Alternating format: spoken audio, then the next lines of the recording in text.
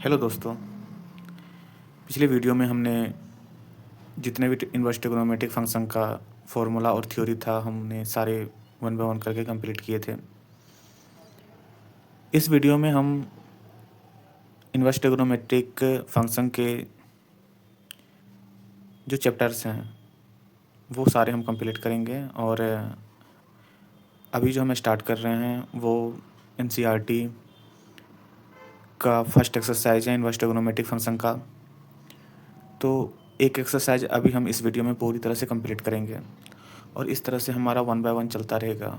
मैं एक भी क्वेश्चन से एक भी एक्सरसाइज स्किप नहीं करूँगा। जितने भी एक्सरसाइज में जो भी क्वेश्चंस होंगे हम सारे डिस्कस करते हुए चलेंगे। तो चलते हैं। जो पहला एक्सरसाइज है इनवर्स ट्रिग्नोमेट्रिक फंक्शन का, उनमें पहला क्वेश्चन है कि find the principal value of sine inverse -1/2।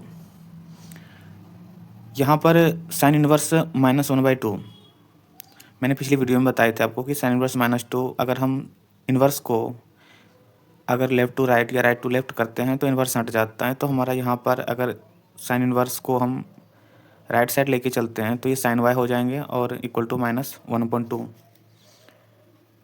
तो हमारा बन जाएंगे sine y equal to minus sine π/6, क्योंकि हमें पता है कि साइन π/6 का जो वैल्यू होता है वो 1/2 होता है। दोस्तों ये चीज़ें जो हम नॉर्मल ट्रिग्नोमेट्रिक पढ़ते थे उनमें सारे वैल्यू जो 10 से ही स्टार्ट हो जाता है, तो उनमें दिया गया है ये चीज़ें। तो एक बार उन चार्ट को आप ज़रूर देख लें ताकि आपको याद हो, क्योंकि इन एक्सरसाइज में हमें दो ही चीज़ की ज़रूरत होंगे, एक तो बेसिक फार्मूला और एक ये ट्रिग्नोमेट्रिक जो हमारा इनकी एंटिटी और वैल्यू जो हैं उन चीज़ों की। तो यहाँ पर क्या बन गया, sine y equal to sine -π/6। अब दोस्तों ये देखो कि साइन -π/6 हमें पता है कि sine minus theta equal to minus sine theta होता है, इसीलिए हमने माइनस साइन π/6 को हम साइन -π/6 लेके हैं।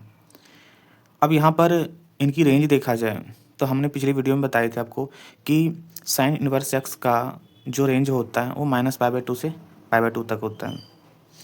और जो भी हमारा वैल्यू निकलता है अगर वो इन दोनों के बीच में लाई करता है तो सही है, नहीं तो फिर हमारा क्वेश्चन रॉन्ग है। तो हमने क्या देखा यहाँ पर कि साइन इनवर्स एक्स -π/2 से π/2 तक लाई कर रहा है और हमारा इसकी वैल्यू जो निकल के आ रही है वो -π/6 आ रहा है। तो हम क्या देख रहे हैं कि -π/6 -π/2 और π/2 के बीच में लाई करता है। तो हम ये कह सकते हैं कि ये हमारा जो प्रिंसिपल वैल्यू निकल के आया हुआ है साइन इनवर्स -1/2 का -π/6 बिल्कुल सही है। दोस्तों अब हम अगले क्वेश्चन की तरफ चलते हैं। अगला क्वेश्चन है कि प्रिंसिपल वैल्यू निकालने के लिए बोल रहे हैं ये कॉस इनवर्स √3/2 का। मान लेते हैं कि cos inverse √3/2 equal to y मान लेते हैं। तो हमारा कॉस वाई क्या हो जाएंगे, सेम वहीं पीछे वाले प्रोसेस √3/2 हो जाएंगे। और हमें एक चीज़ पता है कि कॉस π/6 का वैल्यू होता है √3/2। तो √3/2 को हम कॉस π/6 लिख सकते हैं। तो यहाँ पर क्या बन जाएंगे, cos y equal to cos π/6। तो प्रिंसिपल वैल्यू जो सामने से हमें जो दिख रहा है इसका कि कॉस इनवर्स √3/2 का π/6 आ रहा है, बट हमें ये चेक करना बड़ी ज़रूरी होता है कि जो वैल्यू हमारा आया हुआ है क्या वो वैल्यू जो कॉस इनवर्स एक्स का रेंज है क्या इन दोनों के बीच में लाई करता है। तो हम क्या देख रहे हैं कि कॉस इनवर्स एक्स का जो रेंज है वो 0 से लेके π तक है और जो हमारा वैल्यू निकल के आया है π/6 वो 0 और π के बीच में लाई कर रहा है। तो लाइक कर रहा है तो मतलब हम ये कह सकते हैं कि जो हमारी वैल्यू निकल के सामने आया है वो बिल्कुल सही है। तो हम कह सकते हैं कि principal value of cos inverse √3/2 equal to π/6 ही होगा। तो ये हमारा आंसर हो जाता है।